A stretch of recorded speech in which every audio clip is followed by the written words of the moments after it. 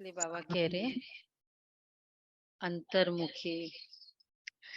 श्री प्रश्न है कि श्रीमत का पालन करने से वाणी से परे जाने का पुरुषार्थ सहज हो जाएगा। कौन सी श्रीमत का पालन करने से वाणी से सहज परे जाने का अभ्यास सहज हो जाएगा? आंसर मालूम है सबको। श्रीमत कहती है बच्चे अंतर्मुखी बनो, अंतर्मुखी हो जाओ, बाहर से कुछ भी नहीं बोलो। अंतर्मुखी, बाहर से कुछ भी नहीं बोलो। इस श्रीमत का पालन करेंगे तो सहजी वाणी से परे जा सकेंगे। जितना याद करेंगे, सुदर्शन चक्र फिराएंगे, उतनी कमाई जमा होती जाएगी। और याद के लिए अमृत वेले का समय बहुत अच्छा है। उस समय उठकर अंतर्मुखी बन आत्म स्वरूप में स्थित होकर बैठ जाओ। तो अंतर्मुखी का अभ्यास, एटलीस्ट अगर हम वाणी से कि कोई भी एक्सप्लोसिव परिस्थिति है सामने, उस समय अगर हम हम खुद एक वाणी से चुप भी हो जाते, तो भी बाद में अगर रिकॉल करते अपनी स्थिति को, तो रिग्रेट नहीं फील होता। एटलीस्ट चलो मन में तूफान आया, मनसा में तूफान आया, है ना, इतना तो। इसलिए बाबा कहते उतना अंतर्मुखी, तो एटलीस्ट हम, नहीं तो वही वही परिस्थिति, क्यों मैंने बोल दिया, पता था उसने तो ऐसे बोला ही था, लेकिन खुद को भी लगता है ना, नहीं बोलते, छोड़ देते, क्यों मैंने बोला। तो उतने लेवल पर तो संकल्प कम होंगे, अंतर्मुखी हो जाएंगे। अच्छा, गीत है, तूने रात गवाई सोए के। ओम शांति। ये कौन समझाते कि अंतर्मुखी हो जाओ, बाहर से कुछ भी ना बोलो, अपने आत्मा के स्वरूप में स्थित होकर बैठो। ये बाप बच्चों से कहते हैं, मुख से कुछ भी बोलो नहीं। राम राम आदि तो बहुत कहते आए, परंतु उस कहने से भी मनुष्य पावन नहीं बन सकते। मनुष्य पतित से पावन तब बन सकते जब पतित पावन की बाप की श्रीमत पर चले। पतित पावन कहने से बाप याद आता है। बाप कहते तुम बरोबर पतित थे ना, सभी पतित थे, अब तुम पावन बन रहे हो। सतयुग में कोई पतित होता ही नहीं है। जस्ट इमेजिन, दृष्टि, वृत्ति, कर्म तो है ही, संकल्प मात्र भी कोई पतित दृष्टि नहीं किसी के। कितना बड़ा सिक्योरिटी है। और जिनकी दृष्टि पतित प्योर है, तो उनके लिए कितना फ्रीडम है। तो बाबा कहते हैं सतयुग में तो कोई पतित होता ही नहीं है। 5000 वर्ष पहले जब भारत पावन था, तो एक ही धर्म था। बाप तो सुख की सृष्टि रचेंगे ना, भारत सुख धाम था। लक्ष्मी नारायण, राम, सीता आदि के मंदिर सतयुग त्रेता की निशानी है। सतयुग में बरोबर लक्ष्मी नारायण की डिनाइस्टी थी। यही भारत था जिसमें सूर्यवंशी चंद्रवंशी का राज्य चलता था, जो अब फिर से स्थापन हो रहा है। इसको कहा जाता है वर्ल्ड की हिस्ट्री ज्योग्राफी। ये मनुष्य ही तो जानेंगे ना। मनुष्य नहीं जानते तो तुमको अगर अपने ही घर का पेरेंट पता नहीं है, माता पिता पता नहीं है, बैकग्राउंड पता नहीं है, कुछ घर की हिस्ट्री पता नहीं है, दादा दादी, बिजनेस का पता नहीं है, क्या बोलेंगे उसको? कौन सी कैटेगरी में आता है वो? घर का कुछ भी पता नहीं है। तो अगर तुम बाप को नहीं जानते, आत्मा, न वर्ल्ड की हिस्ट्री ज्योग्राफी को जानते जहां हम रहते हैं, न खुद स्वरूप के बारे में जानते, कोई बैकग्राउंड किस खानदान से बिलोंग करते, मनुष्य नहीं जानते, तो जानवर से भी ये कौन सी कैटेगरी है जो ये सब कुछ नहीं जानता है? जानवर की कैटेगरी जानता है कि वो अपने दादा दादी को, फादर को पहचानता है कुछ? तो क्या हो गए फिर? जानवर से भी बदतर कहा जाता है। बाप को जानने के लिए कितने धक्के खाते परंतु जान ही नहीं सकते। तुम बाप के बच्चे बने हो तो बाप अपना परिचय देते हैं। पहले परिचय नहीं था तो इसका परिणाम क्या हुआ? हम्म? मेरे बारे में किसी को भी इंट्रोडक्शन नहीं है तो हुआ क्या बताओ? धक्के खाए। मेरे बारे में आपको कुछ पता नहीं है, आपको अच्छा लगता है डिवाइन पर्सनालिटी, कुछ पता कुछ नहीं है तो हुआ क्या फिर? मिसगाइड हुआ। तो एग्जैक्टली सब अपने अपने वे से मेरा इंट्रोडक्शन देने लगे और कनेक्ट नहीं कर पाए क्योंकि एक्चुअल तो पता ही नहीं ना। इसने बोला उसने बोला उसके बेसिस पे आपका इंप्रेशन है। तो इसी तरह परमात्मा के बारे में कुछ भी पता नहीं, तो जिसने जो बोला ठीक है, सत्य वचन। तो पहले परिचय नहीं था तो इसका परिणाम क्या हुआ? ऑर्फन नास्तिक निधन के बन जाते। अभी तुम बाप के बने हो, इसलिए ऑर्फन के कैसे बन गए? परिचय नहीं था तो। परिचय नहीं था तो ऑर्फन के कैसे बने?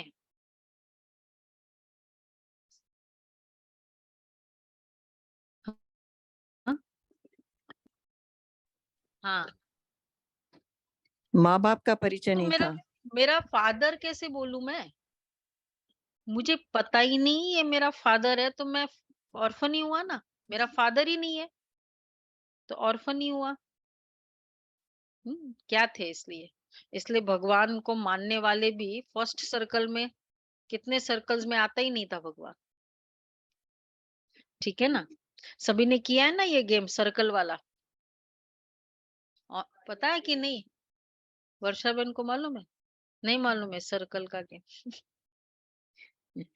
चलो, तो कितनों को नहीं मालूम है, बहुत फेमस गेम है।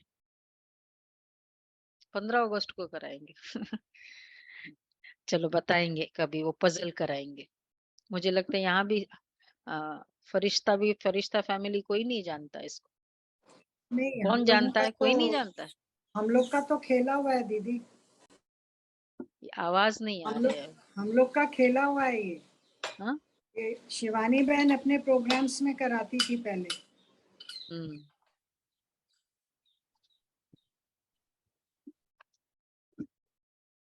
आपने किया? हमारा किया हुआ है।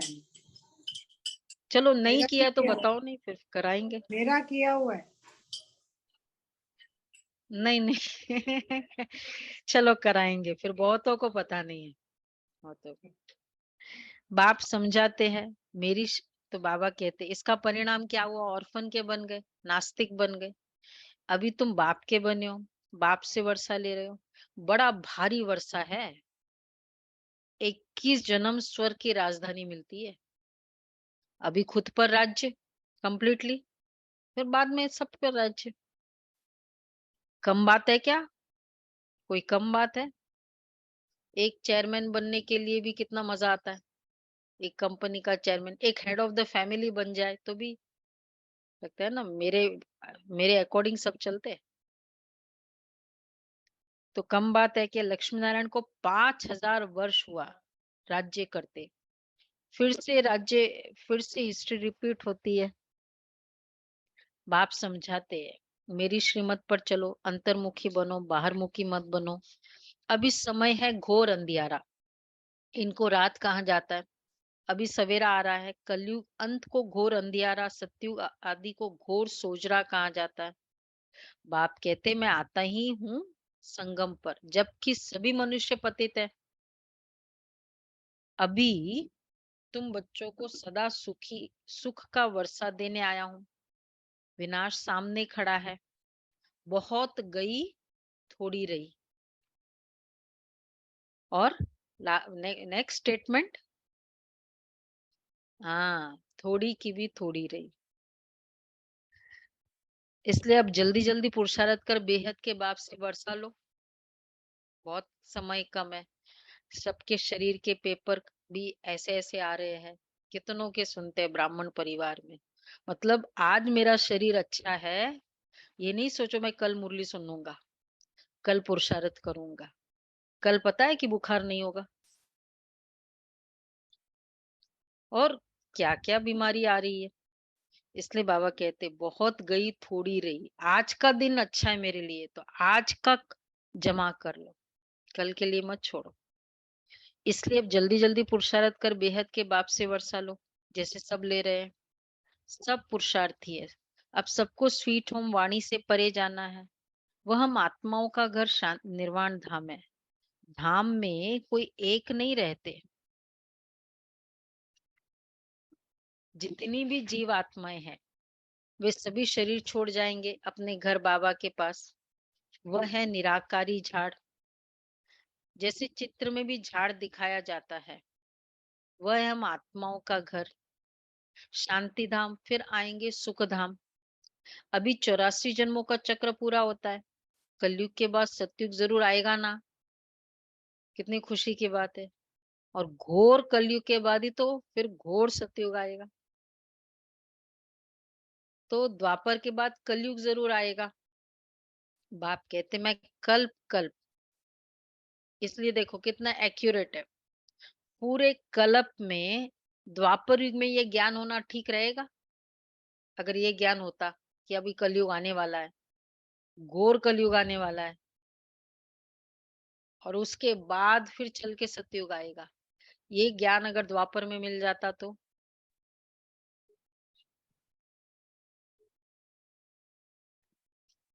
नहीं नहीं, अगर होता तो क्या होता आप बताओ। तो सारी कोई आत्माएं नहीं जा पाती ना।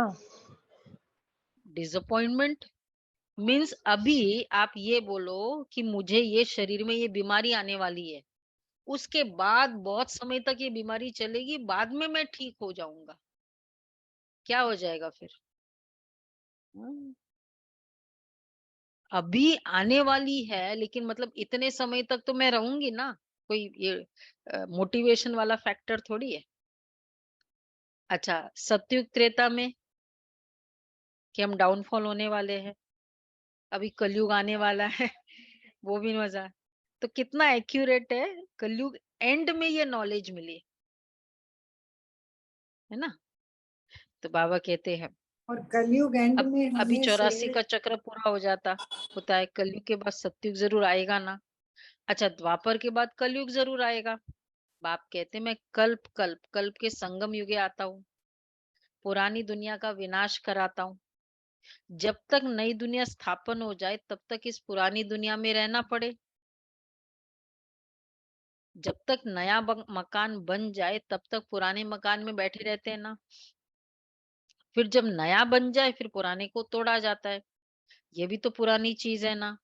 इसके विनाश के लिए है महाभारत लड़ाई। बाप बैठ बच्चों को समझाते हैं, आत्मा ही समझती है, जिस्मानी नॉलेज भी आत्मा ही सीखती है। आत्मा कहती मैं प्रिंसिपल हूँ, सर्जन हूँ। आत्मा की नॉलेज न होने के कारण देह अभिमानी हो जाते हैं। आत्मा ही संस्कार ले जाती है। तुम बच्चे समझते हो शिव बाबा हम आत्माओं को समझा रहे हैं। सुंदर से श्याम बनते हैं, 84 जन्म लग जाते हैं, फिर बाबा काम चिता से उतार ज्ञान चिता पर बिठाए गोल्डन एज का मालिक बना देते हैं। बेहद का बाप जरूर बेहद का वर्षा देगा ना, पूछ रहे बाबा, है ना। बाप तो ऊंचते ऊंचे, कहते बच्चों के लिए वैकुंठ की सौगात लाए।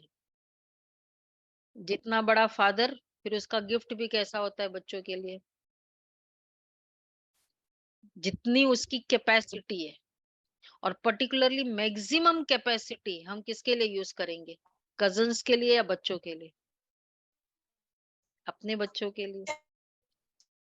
तो बेहद का बाप सौगात भी कैसा लाएगा, लो बच्चे स्वर्ग। बाबा कहा ना, स्वर्ग का सुख मिलेगा, विमानों का सुख, देवी देवताओं को और कुछ नहीं, चाहे दासी पद है, देवी देवताओं को देखने का सुख मिलेगा। प्रकृति का तो सुख मिलेगा सतयुग में जाने से। पद का सुख अलग है, रिलेशनशिप का सुख मिलेगा, मिलेगा ना? आवाज नहीं आ रही। तो बाबा कह रहे हैं, तो जितना बड़ा उतना बड़ा सुख। तो फिर जब नया बन जाते फिर पुराने को तोड़ा जाता है। आत्मा ही समझती है, 84 जन्म लग जाते हैं। कहते बच्चों के लिए वैकुंठ की सौगात लाए हैं।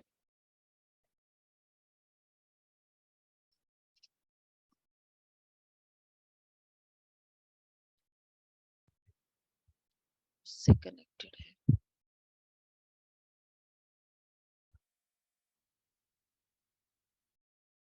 डिस्कनेक्ट करो वहां से।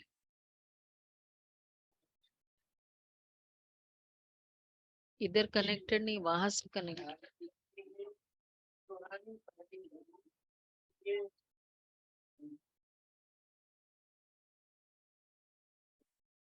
इधर ही चल रही, इधर ही चल रही।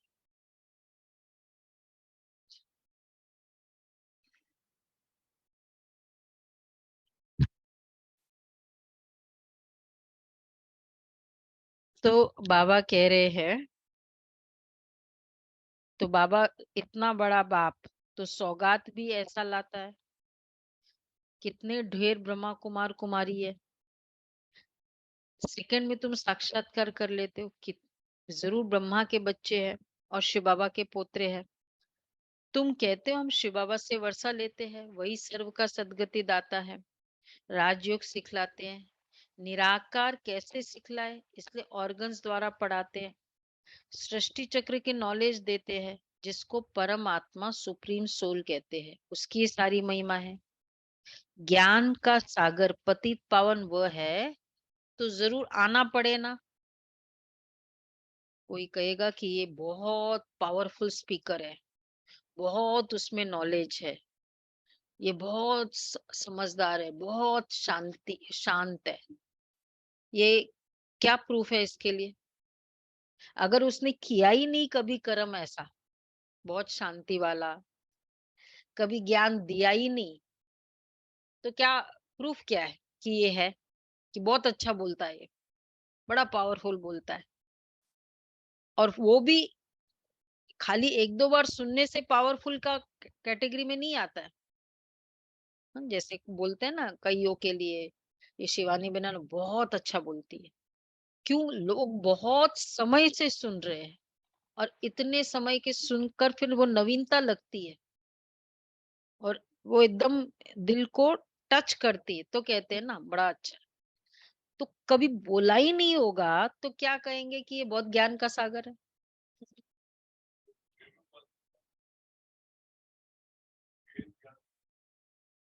हाँ वो, हाँ वो।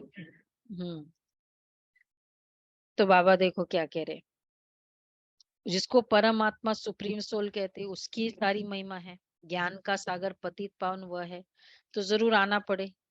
तुमको भी मास्टर सुप्रीम अथवा पावन बनाते हैं, वह है बेहद का बाप, जिसको सभी भक्त बुलाते हैं। सभी भक्तों का बाप वो भगवान है, परम पिता परमात्मा। अगर उनको सर्वव्यापी कह देते तो फिर वर्षा कैसे मिलेगा? मनुष्य को भगवान नहीं कह सकते, श्री कृष्ण को भी देवी गुणधारी मनुष्य कहा जाता है।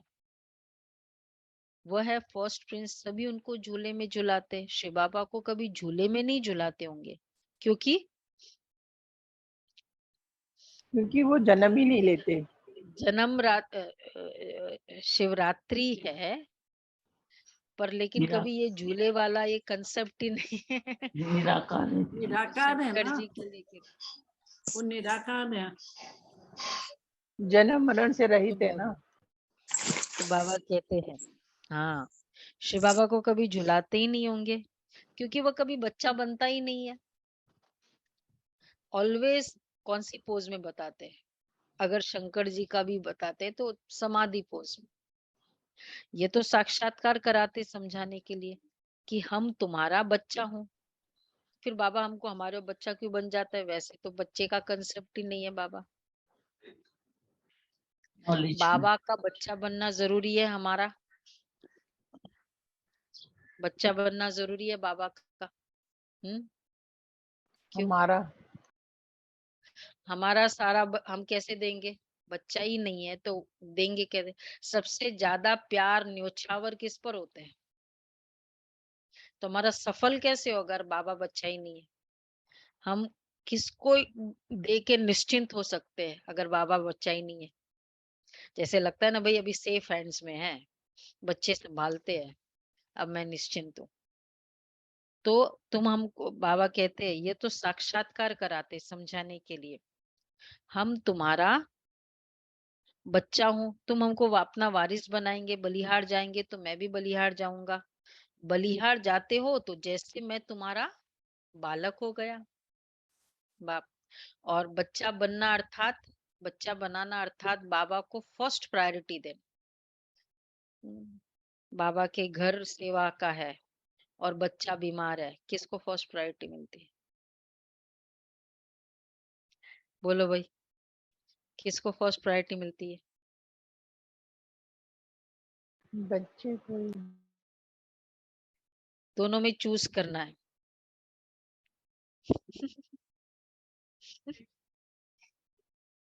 हाँ। हम्म। हम्म। हाँ अंदर, हाँ लेकिन अंदर संकल्प क्या होगा? हम्म, हाँ ये तो बाबा इसलिए बच्चा तो बनता है बाबा। बलिहार तभी जाएंगे ना, प्रायोरिटी तब मिलती है जब बच्चा बनता है बाबा। तो बलिहार जाते हैं तो मैं तुम्हारा बालक हो गया। मनुष्यों में कितनी अंधश्रद्धा है, जहां तहां माथा टेकते रहते हैं। इसको कहा जाता है गुड़ियों की पूजा। नवरात्रि में बहुत गुड़िया बनाएंगे, उनकी ऑक्यूपेशन का किसको पता ही नहीं है। 4-6 भुजा वाली देवी थोड़ी होती है और फिर तलवार आदि दे देते हैं। देवता ही हिंसक थोड़े होते हैं। एक तो देवियां, ऊपर से ये सब हिंसक चीजें। तो हम बहने अगर गन लेके घूमे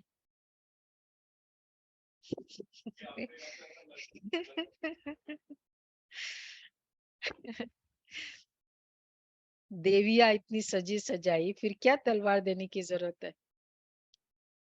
कौन देवी का भगत था पहले, ज्ञान में आने के पहले? थे ना, कितने कई है देवी के भगत। अच्छा लगता था कि ऐसे तलवार लिए सामने चल रहे हो, तलवार लिए। सोचने की बात है वो भी। छोटा मोटा चाकू लेकर भी कोई आए तो अच्छा नहीं लगता है।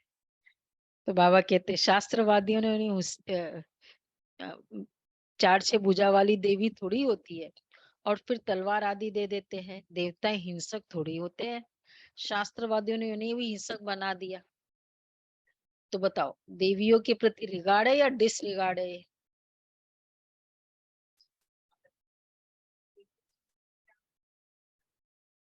कंप्लीट डिसरिगार्ड है। और फिर बोलते वो मारी, उसने मारा भी सबको। मतलब उसके पीछे एक दूसरा रहस्य है, ये दिखावा ये वाला है ही नहीं। मारा जरूर, लिया भी था तलवार, लेकिन ऐसे नहीं। मनुष्य तो मनुष्य ही होता है। नेपाल में भी काली को पूछते फिर ऐसे है थोड़ी, मम्मा ऐसी काली जी वाली है थोड़ी। मनुष्य तो मनुष्य ही होता है। ब्रह्मा विष्णु शंकर है सूक्ष्म वतनवासी, बस और कोई चीज है ही नहीं। फिर 8-10 भुजा वाले कहाँ से आए? ये सब भक्ति मार्ग के अलंकार बनाते हैं। पैसा कमाने के लिए कुछ तो चाहिए ना, फिर किस्म किस्म के चित्र बैठ बना देते हैं। वहीं देखो सुंदर श्री कृष्ण का मंदिर, वहीं सावरे श्री कृष्ण का मंदिर। कारण तो चाहिए ना। कितनी अंधश्रद्धा है। अब भक्ति मार्ग खत्म हो, ज्ञान मार्ग जिंदाबाद होता है। बाकी समय तो थोड़ा है, सबको मरना तो जरूर है। पुत्र पौत्रे वारिस बनने नहीं है। वहां तुमको ये ज्ञान ही नहीं रहेगा कि संगम पर हमने राजाई के लिए पुरुषार्थ किया था। वहां तो पवित्र सृष्टि चल पड़ती है, सब सेटिंग है वहां। हमको अपना बच्चे का मतलब वारिस बनेगा, वो वही बच्चा आएगा जो ब्रह्मा बाप समान उसका बच्चा वही बनेगा जो उतना नजदीक वाला संगम युग में होगा। ब्रह्मा बाप के जैसे जितने जिसने अपने आचरण किए होंगे वो उसका बच्चा बनेगा। तो फर्स्ट क्लास सेटिंग है, इसलिए कोई कुपुत्र कोई निकलता ही नहीं। तो वहां देखो, हाँ कितनी अंधश्रद्धा है। पुत्र पौत्र वारिस बनने नहीं है। यहाँ तुम जानते हो, बरोबर हम बाबा की राजधानी के हकदार है। वहां यह पता ही नहीं रहेगा कौन से कर्म किए थे, कैसे बने, ये सब भूल जाता है। वहां पतित होते ही नहीं। जो पावन बनने के लिए गुरु की दरकार पड़े, इसलिए गुरुडम आउट ऑफ सिस्टम, है ही नहीं गुरु। बाप पैर धोकर बच्चों को तख्त पर बिठाते हैं, सुना कैसे होते हैं? ये तख्त पर बिठाने के लिए ये बहुत इंपॉर्टेंट प्रथा है, चरण धोना। और फिर राज्याभिषेक में बताते हैं ना राम जी के, कि पहले चरण धोते हैं। तो कैसे? बाप फादर बच्चे को अगर वारिस जब बनाकर बैठाएगा तो ऐसे करते हैं। कौन सी चौपाई है? कांताबेन को आता है, ये चौपाई बताते हैं उसमें। तो वहां पतित होता ही नहीं है।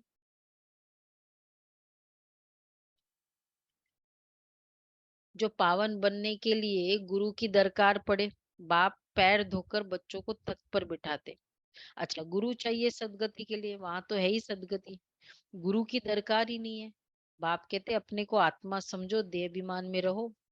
मैं आत्मा अभी डॉक्टर के रूप में हूँ, मैं आत्मा मजिस्ट्रेट हूँ, फिर ये शरीर छोड़ने के बाद पता नहीं क्या बनूंगा। हम इस शरीर द्वारा पढ़ते हैं, आत्मा ही इन ऑर्गन्स द्वारा पढ़ती है, आत्मा ही सुनती है। ये समझने की बातें हैं, न कि दंत कथाएं हैं। बाप कहते ये सारी दुनिया कब्रिस्तान होनी है, अब जागो, नहीं तो भंभोर को आग लगने के समय हाय हाय करेंगे, परंतु कुछ भी कर नहीं सकेंगे। काल खा जाएगा, त्राही त्राही करके रह जाएंगे, सजाए भी बहुत खाएंगे। अभी हमें पापों का खाता खलास कर पुण्य के खाते को जमा करना है। जब भी सजा खाने का टाइम होता है ना, तब खुद कुछ इतना पावरफुल अगर आत्मा हो, नहीं हो, तो वो श्रेष्ठ कर्म नहीं होता है उस समय। जैसे अगर शरीर पर एक बुखार ही आ जाए, फीवर है, उस समय कौन से श्रेष्ठ कर्म होते? अनलेस एंड अनटिल बहुत ही हमारा संस्कार एकदम ऐसा पावरफुल है, बहुत, हाँ वो सेवा कर सकती, वो आत्मा स्थिति पावरफुल बना सकती है ऑलवेज। जैसे कितने ब्राह्मण का सुनते हैं ना, देखते हैं, लेकिन ऐसा तो कोई, और वो भी पहले किया हुआ है। तो इसलिए बाबा कहते हैं जब आग लग जाएगी चारों तरफ, तब क्या करेंगे? तब श्रेष्ठ कर्म करेंगे, तब सोचते कि नहीं नहीं उस समय कर लेंगे। तो बाबा कहते हैं भंबोर को आग लगनी है, सजाई भी बहुत खाएंगे। अभी हमें पापों का खाता खलास कर पुण्य के खाते को जमा करना है, नए सिर 21 जन्मों के लिए जमा करना है। जमा होगा बाप को याद करने से, पुराना खाता चुकतू हो जाना चाहिए। ज्ञान कितना सहज है। तुम्हारी रोज कितनी कमाई होती है, जितना जो याद करते स्वदर्शन चक्र फिराते हैं, तो जितना जो याद करते हैं स्वदर्शन चक्र फिराते हैं उतनी, बोलो गुलाब भाई, क्या बोला? हाँ, अनम्यूट करके बोलो, उतनी कमाई ज्यादा होगी। आवाज नहीं। तो साउंड नहीं जा रहा है दीदी। हाँ, उतनी कमाई होती है।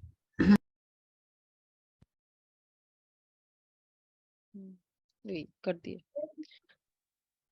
तो बाबा कहते हैं अथाह कमाई करते हैं, तो जमा होगा बाप को याद करने से, पुराना खाता चुकतू हो जाना चाहिए। याद करेंगे सुदर्शन चक्र फिराते तो अथाह कमाई करते, अनगिनत, जितनी याद उतनी कमाई, अनगिनत कमाई है।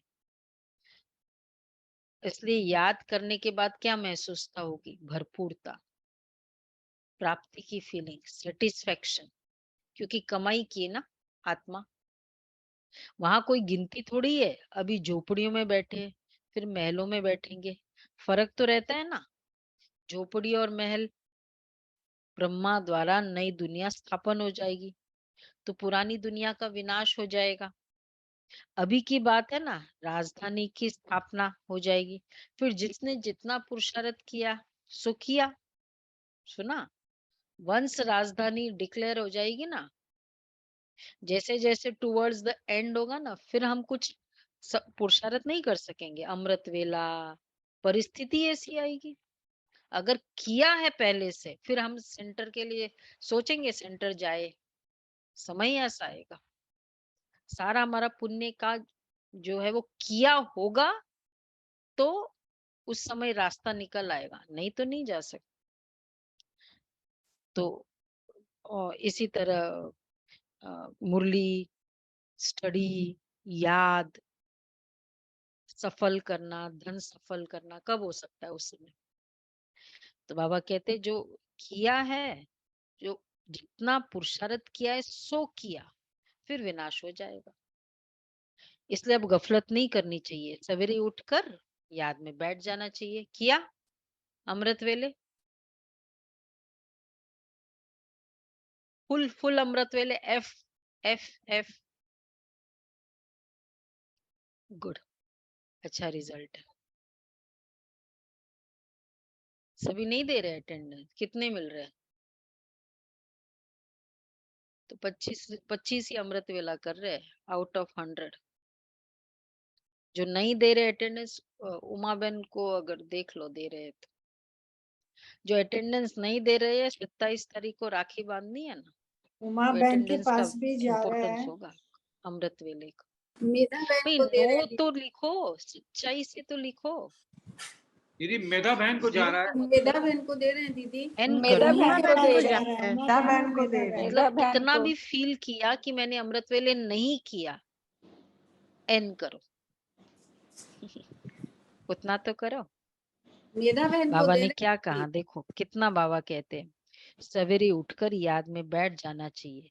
जितना याद का चार्ट रखो उतना अच्छा है, और फिर उतना ही उच्च पद पाएंगे, शिव बाबा के गले का हार बनेंगे। दिल दर्पण में देखना है।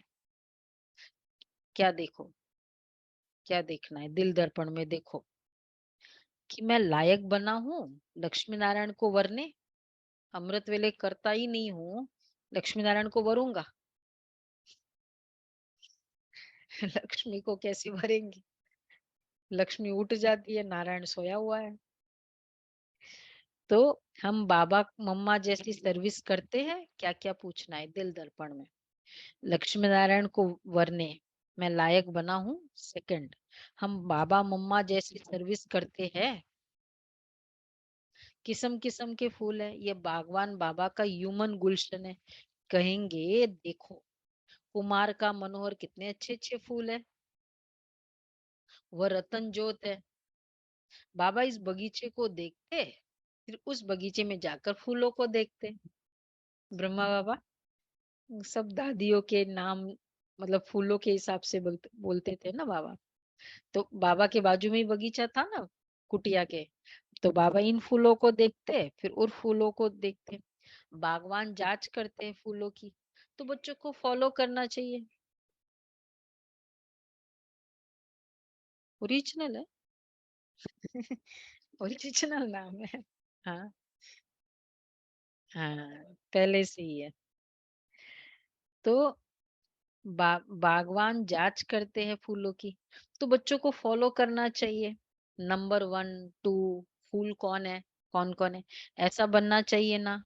21 जन्मों के लिए राजाई पद पाना कोई कम बात थोड़ी है, अथाह सुख है। विश्व का मालिक बनना, ये स्कूल है ना। उस जिस्मानी पढ़ाई के साथ ये रूहानी पढ़ाई करो। टीचर्स के हमेशा अच्छे मैनर्स होते हैं, ऑनेस्ट होते हैं। स्कूल में, बाबा इसको स्कूल क्यों कहते हैं? स्कूल मतलब ही बाकी और सारे क्वालिटीज है, स्कूल मतलब ही नो अंधश्रद्धा, स्कूल मतलब स्कूल, पढ़ाई, पढ़ाई मतलब ब्लाइंड फेथ थोड़ी होता है। तो ये स्कूल है, ये स्टडी है। वहां बैरिस्ट्री पढ़ते, इंजीनियरिंग पढ़ते, यहाँ तुम राजाओं का राजा बनने के लिए पढ़ते हो। सन्यासी तो कह देते, देखो वो है मशीनों को मैनेज कैसे करना, मनी को मैनेज कैसे करना, उसका उसका स्कूल है। और माइंड को मैनेज करना, मनुष्य को मैनेज करना, वो स्कूल में पढ़ाई है। तो जीवन में एटलीस्ट वो स्कूल, वो पढ़ाई करते हुए ये वाली पढ़ाई करे, जरूरी है मनुष्य को मैनेज करना और माइंड को मैनेज करना। मतलब मशीन तो कभी कभी वो इंजीनियरिंग करके एमबीए कर लेते और वो जॉब करते एमबीए के बेसिस पे, इंजीनियरिंग का कुछ यूज ही नहीं होता है, मशीनों को तो मैनेज ही नहीं करना पड़ता है। और मनुष्य और माइंड को तो नहीं, तो भी कुछ भी नहीं पढ़ाई करो तो भी वो तो मैनेज करना ही पड़ेगा ना। तो कब सीखनी चाहिए ये पढ़ाई? जो फाउंडेशन है ये वाला, तो उसके ऊपर तो पहले पूरा झाड़ पढ़ लिया, फिर उसके बाद फाउंडेशन। हम्म।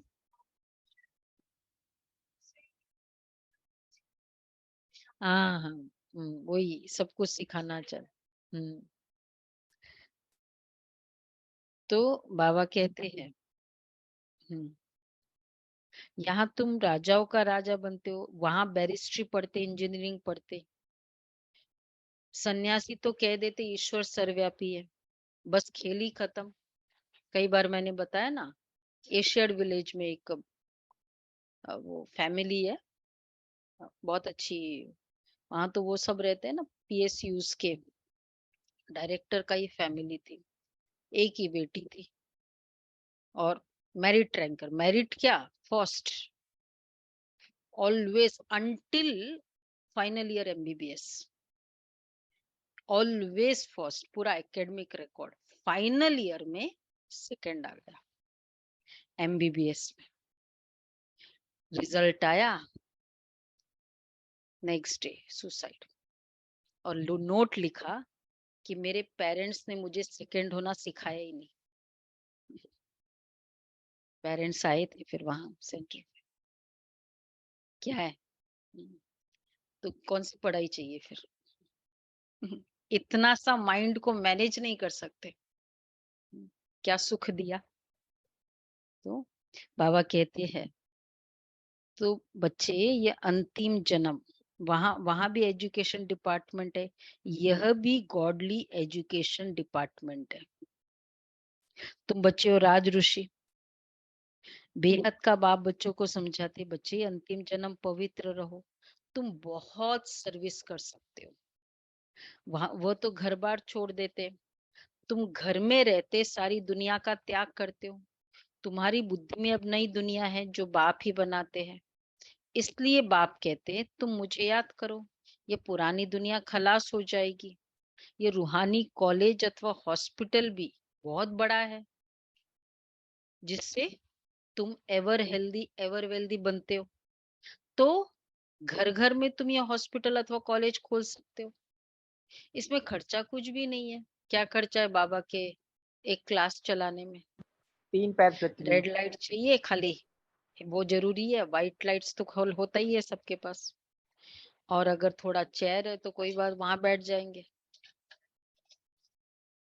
हाँ, और अगर माइक हो सके तो दे दो, नहीं देना है तो मत दो, क्लास खोलो। तो बाबा कहते घर घर में तुम ये कॉलेज अथवा यूनिवर्सिटी खोल सकते हो, इसमें खर्चा कुछ भी नहीं है, सिर्फ 3 पैर पृथ्वी के चाहिए। अच्छा, मात पिता बाप दादा का मीठे मीठे सिकिलदे बच्चों प्रति याद प्यार, गुड मॉर्निंग। रूहानी बाप की आपकी रूहानी बच्चों को नमस्ते। हम रूहानी बच्चों को रूहानी बाप दादा को याद से नमस्ते, गुड मॉर्निंग। प्यारा बाबा, प्यारा बाबा, थैंक यू बाबा, वाह बाबा वाह। अच्छा, पहला पॉइंट है सवेरे सवेरे उठकर याद में जरूर बैठना है। सवेरे सवेरे उठकर याद में जरूर बैठना है। इसमें गफलत नहीं करनी है।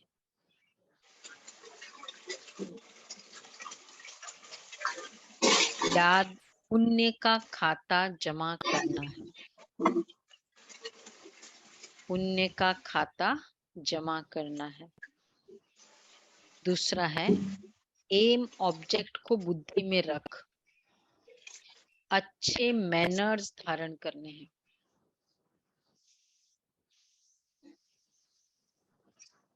रूहानी पढ़ाई जरूर करनी है। अंतर्मुखी होकर रहना है। रूहानी पढ़ाई जरूर करनी है, अंतर्मुखी होकर रहना है। वरदान है ब्राह्मण जीवन की विशेषता को जानकर उसे कार्य में लगाने वाले सर्व विशेषता संपन्न भव। ब्राह्मण जीवन की विशेषता को जानकर उसे कार्य में लगाने वाले सर्व विशेषता संपन्न भव।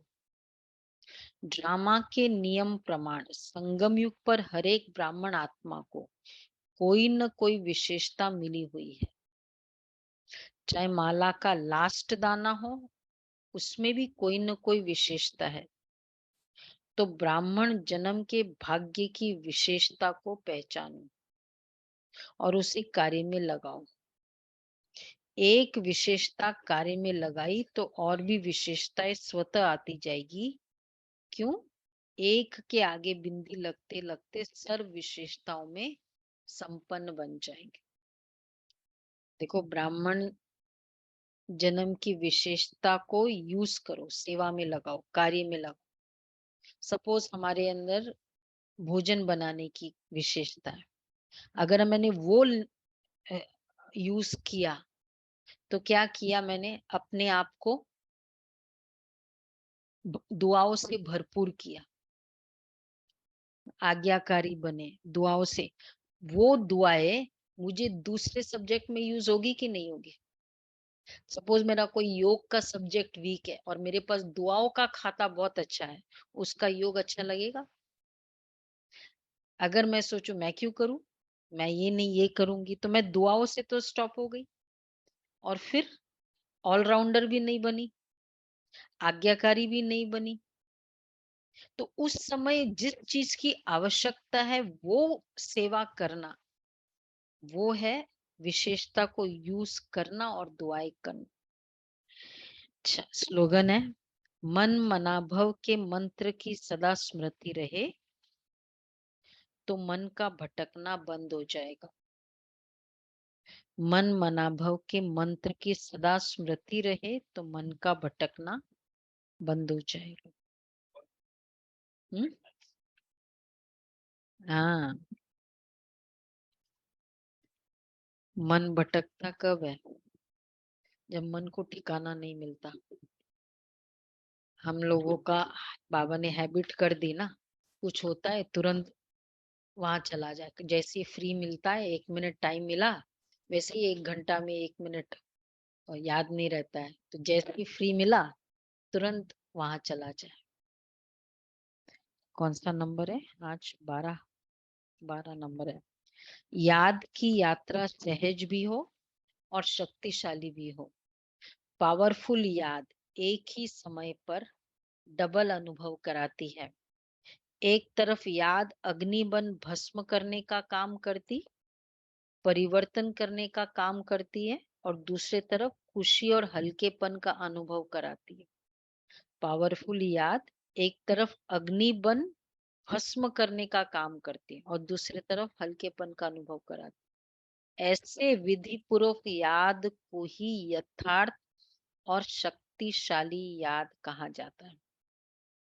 इस विधि पूर्वक, तो ये है शक्तिशाली याद। तो हमको संकल्प करने की जरूरत नहीं है कि मेरे विक्रम विनाश हो। पावरफुल अग्नि है तो विनाश का काम करेगी ही, बोलने की जरूरत नहीं होती। और दोनों तरफ हल्केपन का अनुभव कराएगी।